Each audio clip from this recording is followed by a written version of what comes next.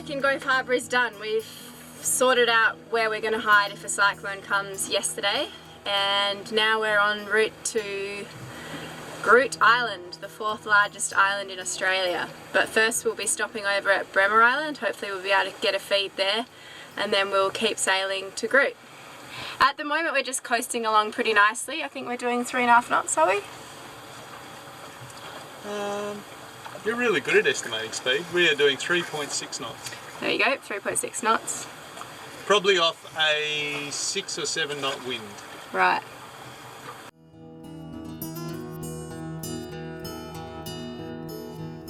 Sailing in these light airs, we really pay a bit of attention to our sail trim and make sure that the slot is very parallel between the headsail and the mainsail, as you can see here.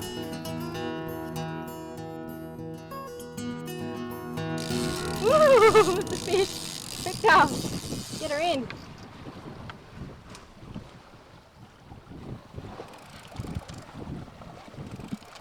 It feels like a small mackerel.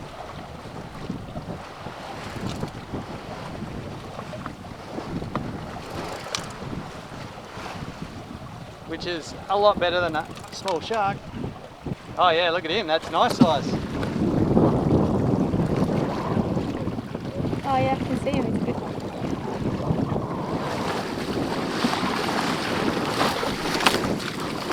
That was a nice positive strike in there. That's a good fish. It's not bad. Well, if you've seen a few cockpit shots and you're wondering, why does he put his main sheet in that bucket? That looks really sloppy.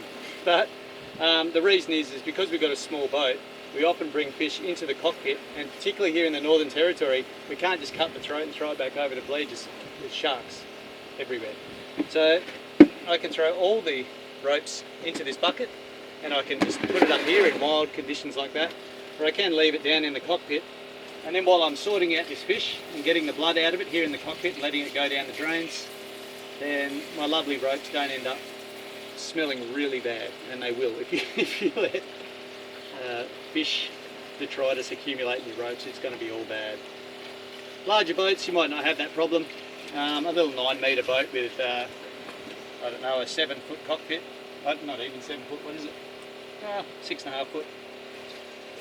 We've got to manage our space a bit better, so there you go, there's a bit of an explanation for you. So this mackerel will bleed out now, straight down the scuppers. They'll be happy. Previously we just spoke about that I'd opened up a mackerel's head and just had a look where the brain was, and we decided that it was 1 eye width back and about at the top of its eye. That's where its little brain was. So I've got this old retired screwdriver that's sharpened, and so we can just drive that into there, and that mackerel was instantly dead. So that does 2 things. It eliminates the suffering of the fish. It does 3 things actually. It eliminates the suffering of the fish. It stops some of the muscle activity in the flesh, so we get a better product. And also, these mackerel have those teeth are just incredibly sharp.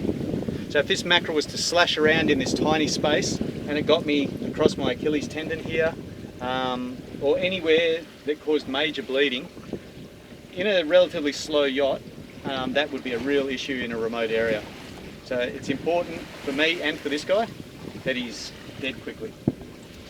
So there's no more blood coming out of this fish. We've got the old decos right here. And she's ready to fill it. That is 1 step closer to some delicious sashimi.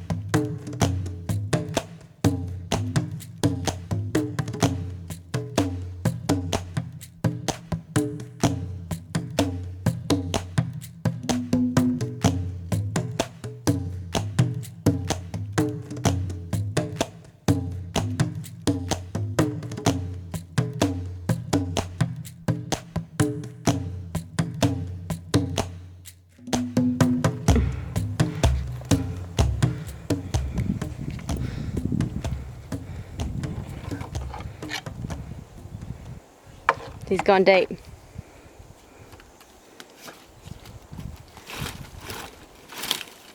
Did you see him run into it? Oh, right anyway.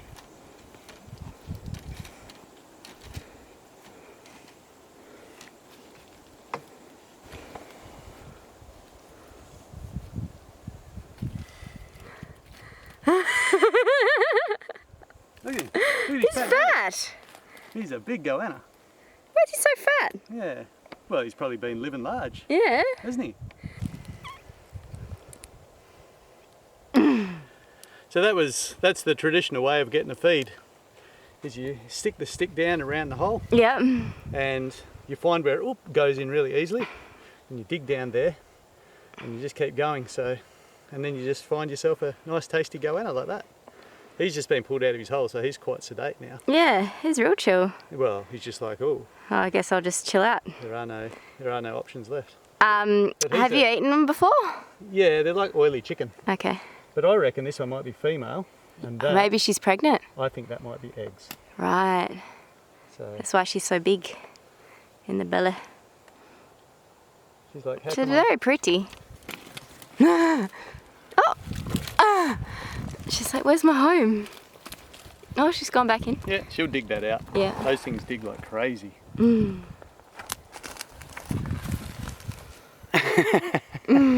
Just gone back.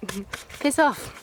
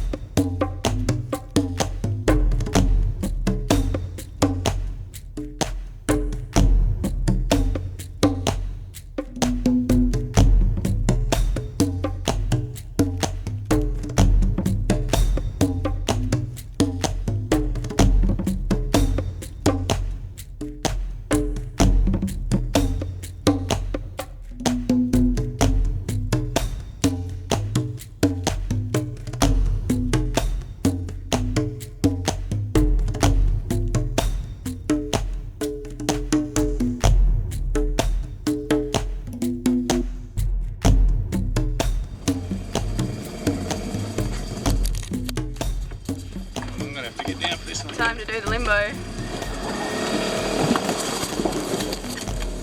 No.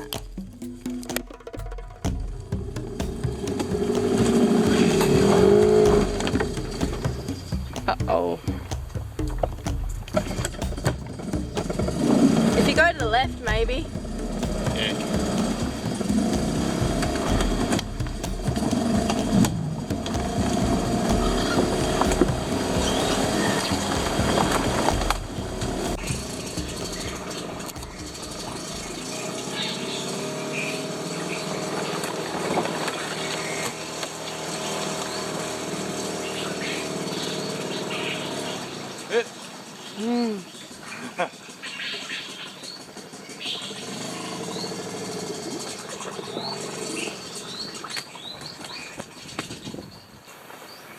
Their wings really sound like sails flapping.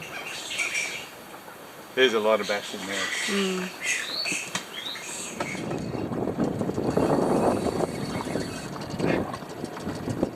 Feisty. Feels Trevelyan-ish to me.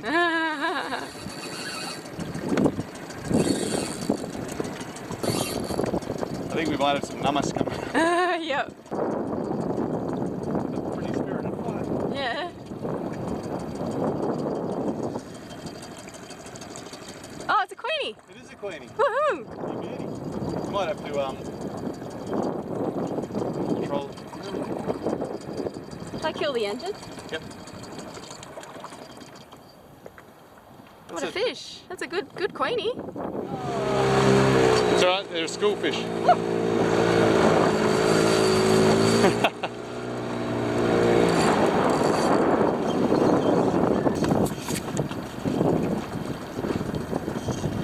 Oh, look at them all.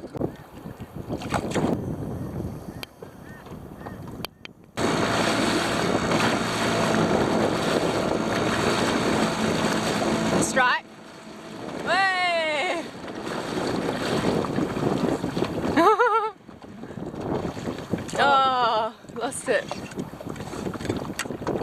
Another strike?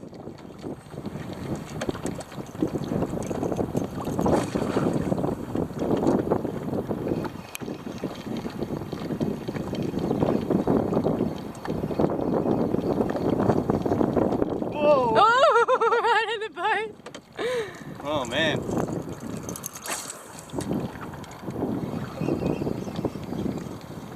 Oh, look at that, there's a shark in the action. Oh!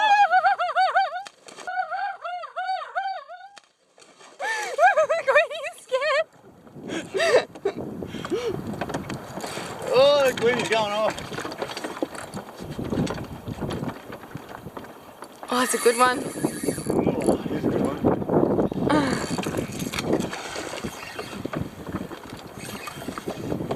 Others want in on it.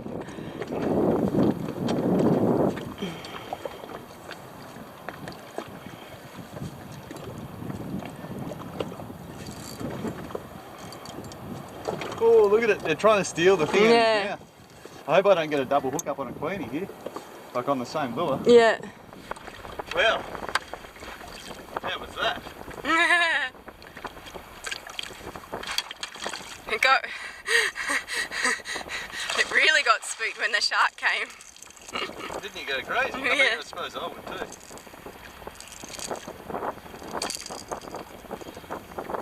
It's not a bad Queenie. It's Yeah. not a monster, is it? But it's really good. Just what we wanted. What's for lunch, Pascal? We're making rice paper rolls today. Tell me more. To make these rolls, we soak the rice paper that you can get from any Asian grocer in some hot water, or warm water actually, which I've just got sitting under the stove here, under the table, which is where our stove is. So just wet that, just a few seconds till it's all covered in warm water. There you go, it's come out of the warm water. Yep, can see it shiny and drippy. Yeah. I actually used the cooking water for the rice noodles for that paper. So just strain that water that we cooked the rice noodles in, and that's the water we're using for the paper. Is that lovely rainwater that we collected? It's half rainwater, half seawater, because we have to be careful about how much water we use for cooking. It doesn't really matter what order you do this in. I normally put anything that's really wet, like mayonnaise, down straight after the noodles. Otherwise it just makes a mess when you're trying to roll it. That's the only thing I'm still kind of learning the best technique for these. After adding the rice noodles and the mayonnaise, it was time for some alfalfa sprouts and mung bean sprouts. And then we used some queenfish fried in butter, but you can use shellfish or chicken, whatever you have at home. Also 2 leaves of mint.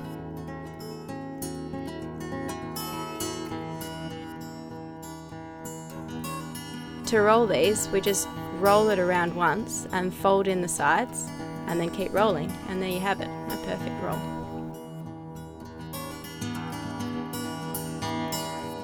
We also made a quick dipping sauce to go with the rolls.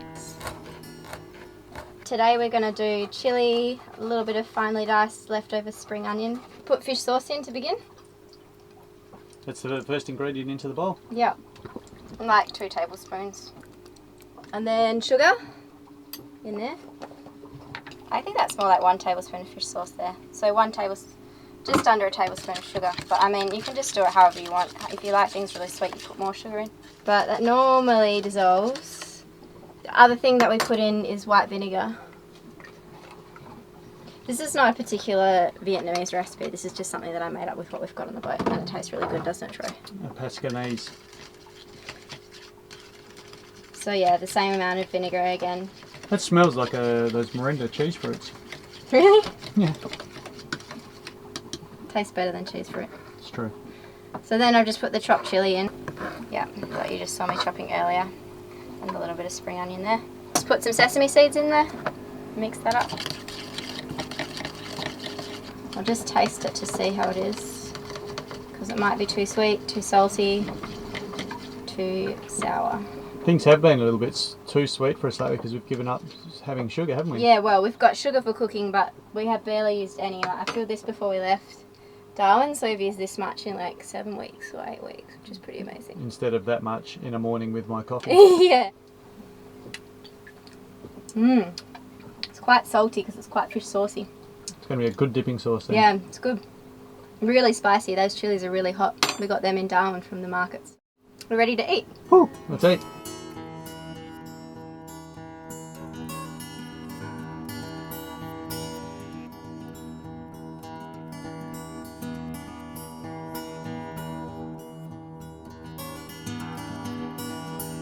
One of the highlights for us of sailing in the north is spotting the occasional dugong.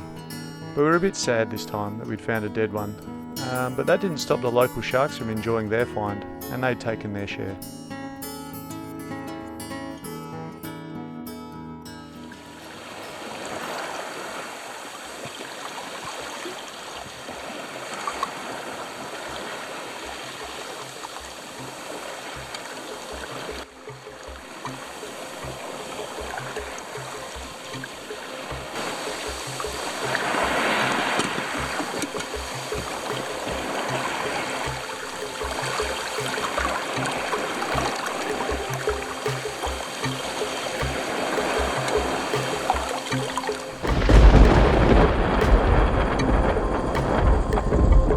Even though we were watching the dark clouds approach, that squall still hit us a little bit by surprise. And I had a little bit of a hard time trying to pull the spinnaker sock down over the spinnaker. With the spinnaker gone, we made good time even under just a reef headsail.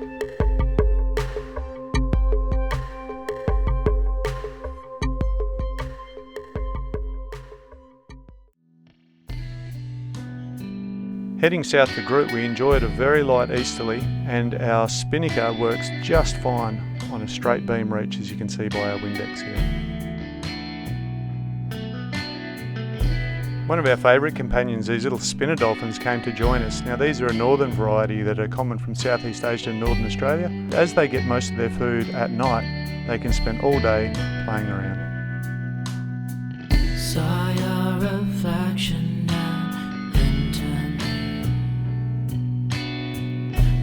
guarded and I'm so defensive. I want this picture and I want it clean. And you realize inception is over me.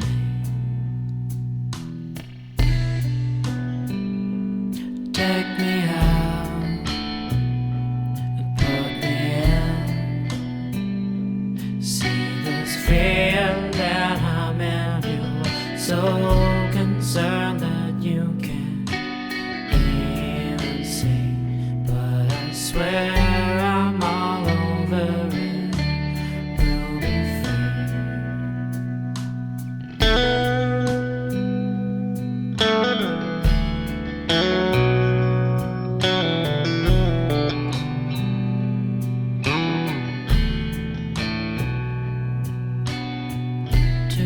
explain this without letting go. It's like a train out the tracks and gone. I'm holding on by a thread. It's like a roller coaster, and I can't plan this without you anymore.